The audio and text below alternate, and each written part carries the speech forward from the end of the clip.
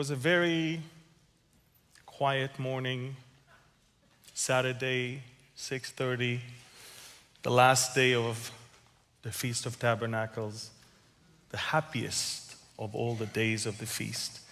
Tonight, there were supposed to be celebrations across the country with dancing, holding the Torah books because of the end of the cycle of reading of the Torah and the beginning of another one. There were youngsters that had a party all night out in the nature. There were a lot of Israelis that were asleep. It's Shabbat. And there were a lot of soldiers that had no clue that in a few minutes their lives will either end or change forever. And then exactly at 6:30, with a barrage of hundreds of rockets, in a very daring move, Hamas terrorists attacked nearly 50 Israeli military outposts along the border. And once they neutralized them, they managed to breach the wall and the fence and open a wide road for their vehicles and their motorcycles. And they also used some gliders. And within 20 minutes, at least 1,000 terrorists infiltrated into Israel and totally surprised the people in that outdoor party, civilians that are sleeping in on Shabbat, and the soldiers that never saw that coming. And within a matter of 1 hour, we already counted more than 100 dead. As of now, it's over 200. But the astonishing thing, the one thing that we dreaded the most, is the fact that they were able to abduct nearly 100 Israelis into Gaza Strip. And they paraded them on the main road. Women and children and old people and young people and dead bodies of Israeli soldiers were all paraded along the main road. So Israel declared war, and we're about 10 hours into this war with over 5,000 rockets in less than 12 hours.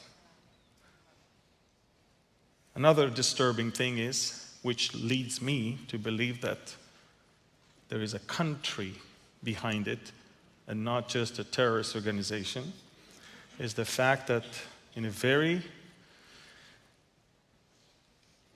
strange way, the Iron Dome missed so many rockets.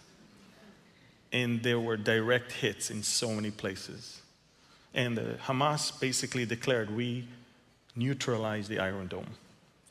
These capabilities can belong to only one of two superpowers in the world.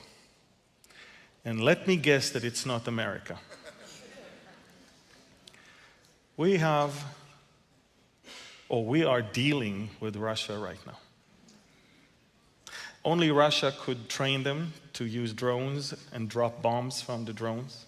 Only Russia could sabotage the frequency of radars to that degree. And we are facing something bigger than we have ever seen since the establishment of the State of Israel. Throughout all the wars in 1948 and 1956 and 1967, 1973, 1982, throughout the 1990s, of course, there was the Lebanon War also in 2006. It has always been the case that Israeli soldiers fought in the front line. Today, Israeli soldiers did not fight in the front line. Today, terrorists knocked on the doors of civilians in their homes. It's equivalent to two things. To roughly 2,000 terrorists taking over a large portion of New York City, taking many people as hostages, and transporting at least 1,000 American civilians to Afghanistan. That's the magnitude of what we are experiencing right now. At the same time, Hezbollah has elevated its alertness and readiness for war. The United Nothing is now locked up in their bases in southern Lebanon, UNIFIL, the United Nations Special Forces in Lebanon. They do nothing. The Taliban